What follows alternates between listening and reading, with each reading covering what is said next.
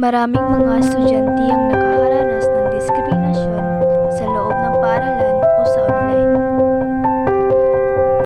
Uy! Ayun na naman yung bakla, ha?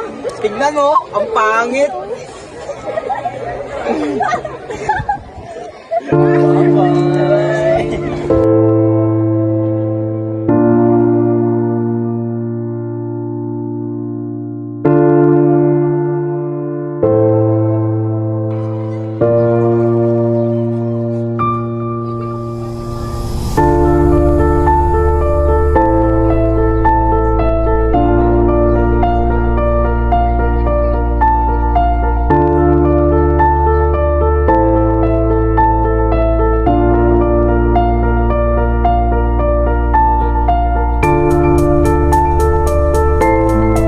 Kahit anuman ang mangyari, kailangan itayo ang tama dahil dito lang tayo nakakahinga ng lakas loob at hindi galang nagtutulungan tayo. Meron din tayo sariling hangganan sa buhay.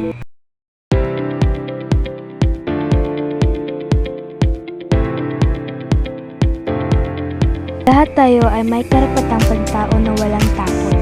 Kagaya ng respeto, ito ay kabilang sa karapatan at lalo na ang anumang kasarian, ito ay karapatan ng lahat ng tao.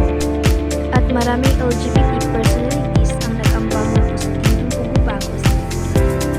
Kagaya ni Michelle D, isang bisexual beauty queen na nagtataguyod ng LGBT pride.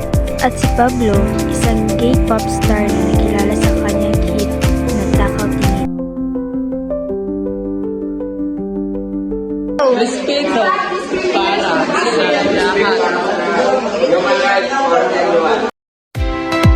Lahat ng tao ay may bawat papel.